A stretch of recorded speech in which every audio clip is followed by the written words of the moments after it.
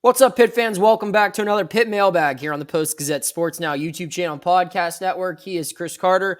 I am Noah Hiles. We are coming to you live from Charlottesville, Virginia, where Chris is one bedroom over from me. We are at our Airbnb, ready to cover probably the biggest basketball game Pitt has played in this, or will play in this season, or at least up to this point in the year. The Panthers this evening, as you're watching this on Tuesday, will be taking on number 21 Virginia on the road, but we've got a lot to talk about football and basketball. Chris, before we get into all of that, we got to talk about the show's presenting sponsor, which is Mike's Beer Bar. Whether if you're in town for a Steelers, Pirates, or Pitt game, Mike's Beer Bar is right across the street from PNC Park and has the best selection of beer in town, as well as amazing food options. They have over 20 TVs, and you can catch all of your NFL, college football, Pirates, Penguins, Riverhounds, and Premier League action right at Mike's. Come on in and try one of their 500 different available beers, 300 of them being local beers, as well as their 80 different local craft beers available on tap. You can try to get a flight, or you can get a flight and try out every option you can dream of, and trust me, you won't run out because I never do, and I'm always there. You can try a steak on a stone for an awesome meal where you choose how hot you want your steak cooked. With a heated stone right in front of you as you enjoy a night out in Pittsburgh, come to Mike's Beer Bar and get your sports fix for the best bar in Pittsburgh. Chris, a lot has gone on since we last spoke. Another coach departed. Pitt won a couple of basketball, or one big basketball game. A lot to dive into. But we'll go with the most recent news, which Joel asked this question. Just curious to hear both of your thoughts on Tiquan Underwood's departure. Was this a surprise? I will start off by answering this for both of us. Yes, it was. The Post-Gazette, obviously, we broke this news. A source reached out to me right at the end of the first half of the Super Bowl. It was funny. And then Carter and I were at different gatherings, and so the first source hit me up and asked me if I knew about this, and I started doing some digging. I got Chris on the line, and we were able to confirm the news and break that story. Is it a surprise? Yes, because I didn't see this coming. You know, sometimes when you hear about departures, like when we reported on the firings of Salem and Borbley, you know, we knew that was coming. Like some of these things you hear down the line, and it's just a matter of time. This one was a big surprise, particularly because this guy had other opportunities earlier in the offseason and chose to stay at Pitt and he was supposed to be kind of like the one guy that gave this offensive staff some consistency. Now that's where the surprise comes. Is it a surprise based off situation and circumstance? Absolutely not. Because this is what's happening in college football right now. Assistant coaches are going to the NFL because it's a better life. It's a more manageable lifestyle. So surprised by the news, not surprised by the action taken, simply because this is what people are doing now. Carter, I'll let you add on anything that you have. I mean, it's absolutely a surprise with the offensive staff turnover. Tiquan Underwood was that was one of the first things we learned was like he's fine. Everything else, like he was not there. The Panthers weren't going to move on from him. They had a plan for him moving forward. And this is a guy who was one of their better recruiters of the newer additions to the staff. You know, you look at how who he's brought to the table. Just last year, Kenny Johnson was the guy that got in, but they got in 4 young freshmen where like they were all talented guys who were respected. Kenny Johnson, Lamar Seymour, Izzy Polk, Zion Fowler, all of those guys right there.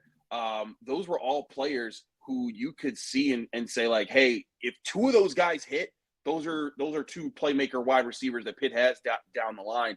And Tiquan Underwood, a big part of bringing those guys in as the receivers coach, and also like there was a swagger to the receiver room. Like if there was one thing that was good about Pitt's offense last year, outside of Gavin Bartholomew, it was its receivers. They made plays. Kanate Mumphy, when he got in space, he was dangerous. When Kenny Johnson got a chance with the ball in his hands, oftentimes he made plays there. And there was a hope that maybe if they had a chance with an offense that was settled, steady quarterback play, that the receivers could explode. So yeah, it's a little it's a little bit of a surprise to hear Tiquan Underwood being one of the coaches that are out at Pitt, but it's not a surprise that coaches want to move on from college football, because like you were saying. You look around what's going on. Not only the consistent work that consistent coaches in college football have to do just to stay on it and keep recruiting, but also the consistent work you need to keep your players. And it's just becoming unsustainable. A lot of people have been saying this was coming, and now you're seeing the fallout. Pitt has now experienced this in back-to-back weeks. Charlie Partridge last week, Tiquan Underwood this week, and it's crazy to think, but it's like, is another person coming, and they're running out of old coaches to keep around anymore. Archie Collins, Corey Sanders, and Ryan Manilak are now the holdovers from last year with Pat Narduzzi, whereas the rest of the staff is going to be brand new, including the entire offensive staff. Yeah, it's a sign of the times, and it might be a sign of what can happen with one bad year in this era's college football, where, one bad season gets away from you, and it's a lot harder to recruit. It's a lot harder to do everything, and a hard sport to build success to begin with has now become essentially impossible when you have one misstep like the Panthers did, which brings us to our next question. This one comes from Steven. Is Pitt football's program in trouble right now? I'll let you start off with this one, Carter. I think they're certainly at a crossroads. They are on the verge. Like right now, it looks like they are in trouble. And I say that because just going into last season, you felt great. They had won 20 games in the last 2 years. They had an ACC championship, a Sun Bowl win. Everything was pointing upwards for the program.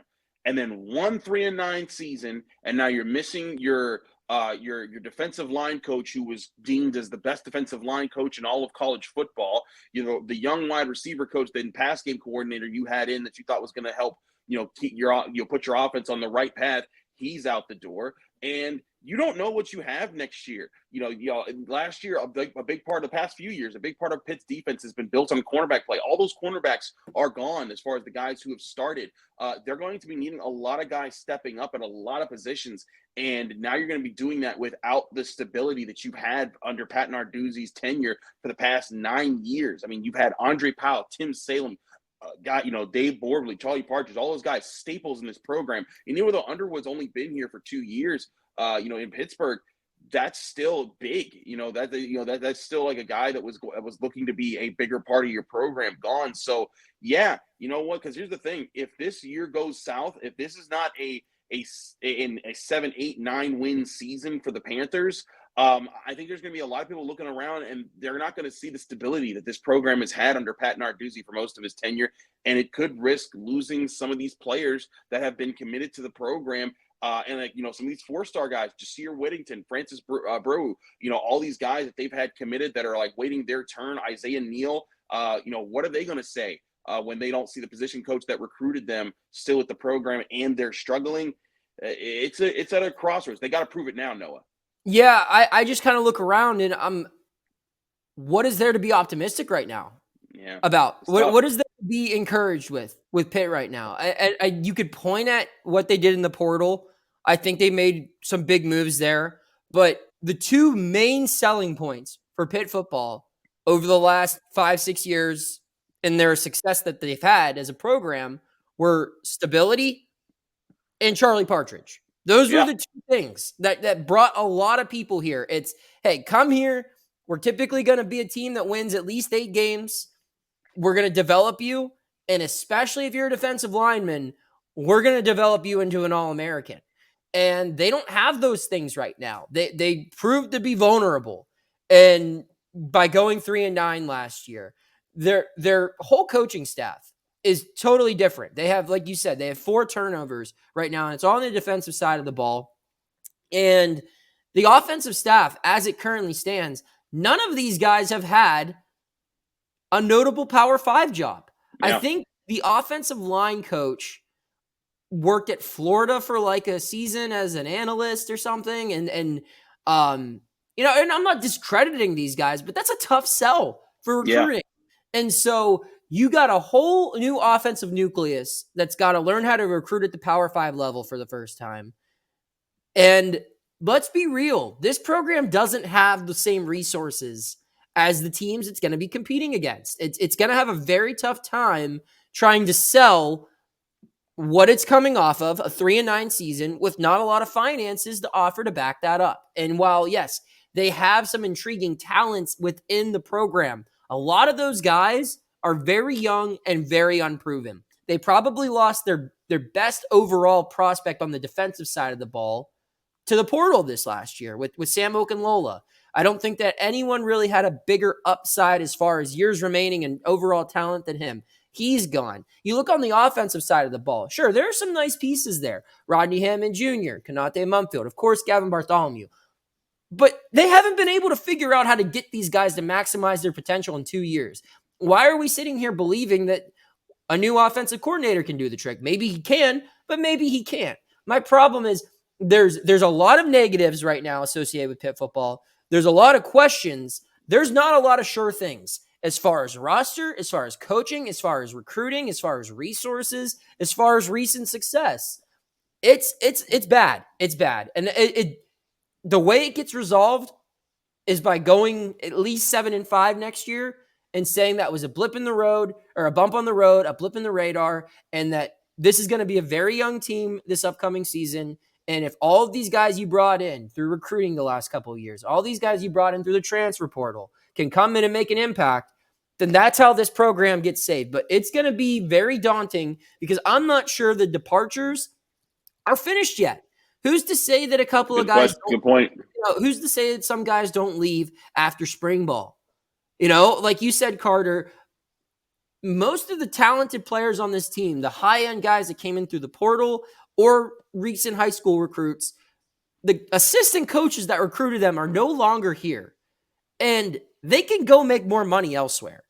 So what's keeping them here if the relationships aren't there and the finances aren't there? So it's going to be tough. I'm not trying to sound like a doomsday prepper, for Pitt. I don't want people to, just give up because, you got to see. I mean, Narduzzi has been one of the better coaches in the history of this program. He's second all time in wins for a reason. And they clearly think he's still the guy for the job. We'll see. But I will say in his whole career, this is by far the biggest challenge that he has because the deck is really stacked against him. Ray wants to know on the note of Pitt football, is Pitt making a mistake by naming Nate Yarnell at starting quarterback before spring ball starts? We've kind of talked about this already, so we don't need to spend a ton of time on it. Narduzzi named him the starter at the end of the regular season in Durham after the final game of the regular season. He said it again to the ACC network. Then he and Cade Bell said this last week that Nate Yarnell is heading into the spring ball as the team starter with Veyer behind him on the depth chart. And then I believe Cade Bell said he's gonna see what Duggar, Holstein, and Diefenbach can do behind them. That's exactly what you're supposed to say. You go with the returning starter. That's no more than this. I think it's an open job, but you have to have at least one favorite right now. I don't think there's more to this. I don't think it's a mistake.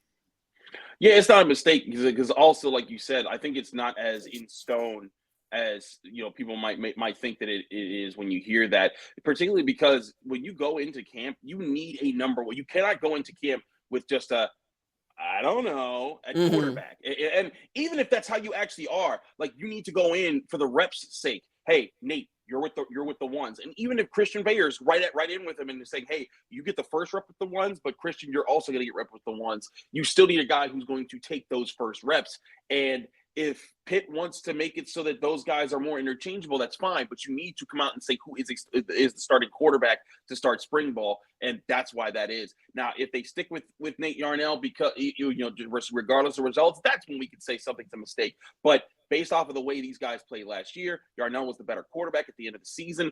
Rock with that, but be flexible and malleable to what you see as spring ball continues. And to make one final point on this, there's not one quarterback right now that deserves to be named the starter ahead of Nate Yarnell.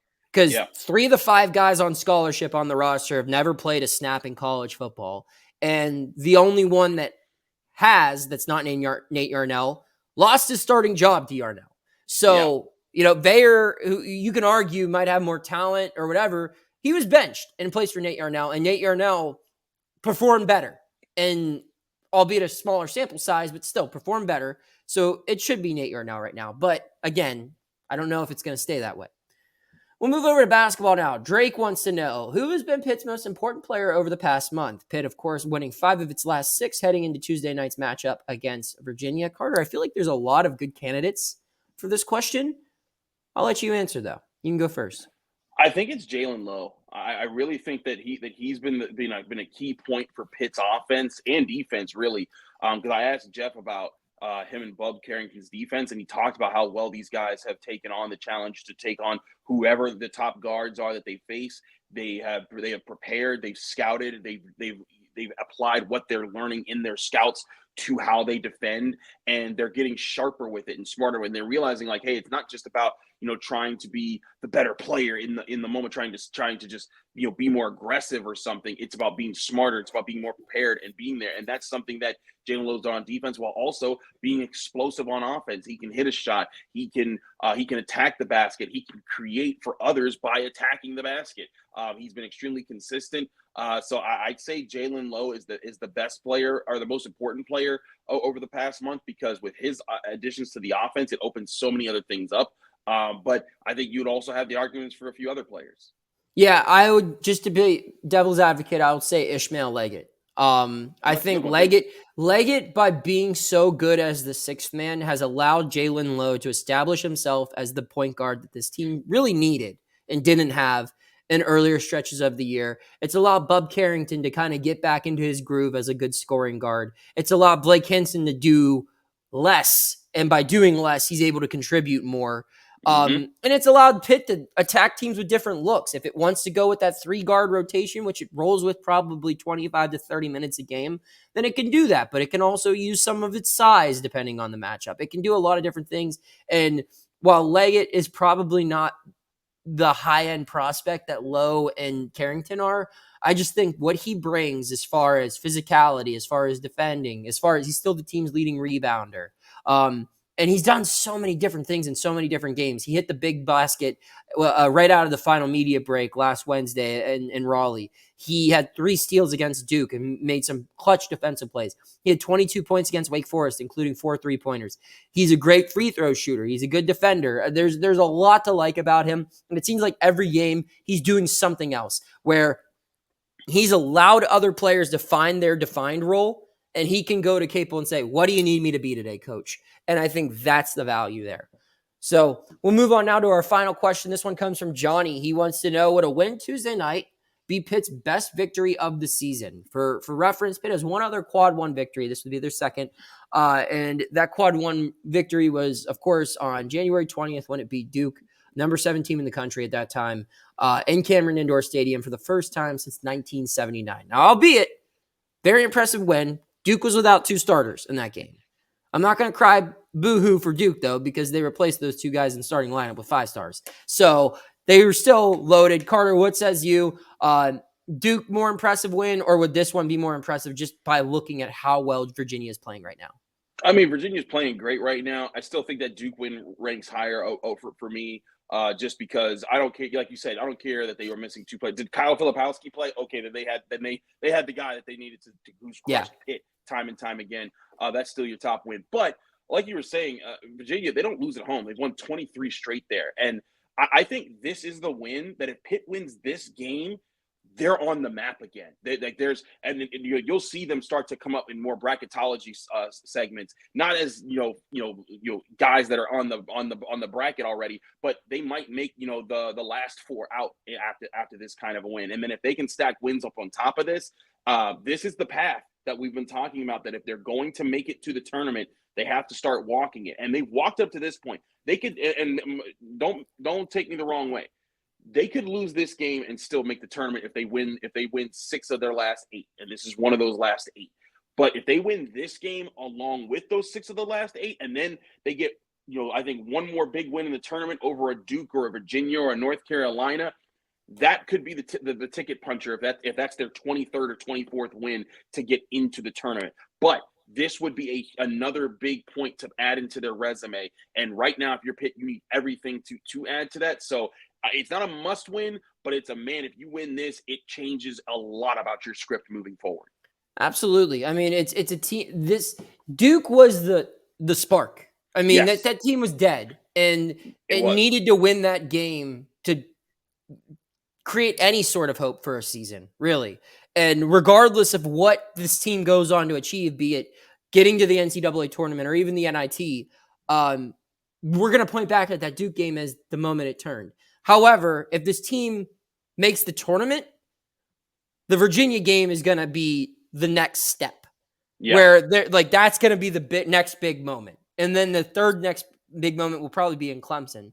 But yeah, this is a huge game. I think it's 1A, 1B. Duke is still ahead of it just because no one wins in Cameron Indoor. Like, you want to talk about how Virginia's won 23 straight? It's like, okay, well, like, go ahead and look up Duke's home winning percentage over the last 50 years. You know, it's probably just as good as Virginia's over the last decade. So, yeah, it's going to be a tough one for sure. I think that it can be argued, you know, Virginia's playing the best basketball in the ACC right now, maybe even some of the best basketball in the country. And this is a tough matchup, but this is going to make Pitt a more known force, as you said, Carter. It's gonna get some national attention, and it's gonna make the ACC look stronger, which is what Pitt also needs. So it's a big game. It's a big game. Carter, any final thoughts before we wrap this one up? Nope. Just that it's been a very interesting thing. I wouldn't be surprised, like you said earlier, if there's more Pitt football changes coming in the coming months with all the shakeups that are happening. But I think it's also important to note this isn't just happening to Pitt. A lot of college football programs are taking blow after blow because people are going to the NFL because of the changes. So don't feel that Pitt is on some island dealing with these issues. This is a national problem, and for college football programs, and it's something that's going to need to be addressed by the NCAA if it wants to stop this from becoming a bigger problem. Or the schools could leave the NCAA and just make college football what it really is, and that's the level beneath the NFL. And that's a whole other can of worms. Yes, I think that's the way we're trending. But that's for another mailbag. He's Chris Carter. I'm Noah Hiles. Thanks for tuning in for this show, which is brought to you, as always, by Mike's Beer Bar. You can hit us up and ask us any questions on social media or our emails. And you can check out all of our work at post-gazette.com. We will see you next week here on the Post-Gazette Sports Now YouTube channel and podcast network. Thank you for checking out this content from Post-Gazette Sports. If you watch this video on YouTube, please like the video and subscribe to our channel. For all of the sports coverage the Post-Gazette has to offer, visit post-gazette.com.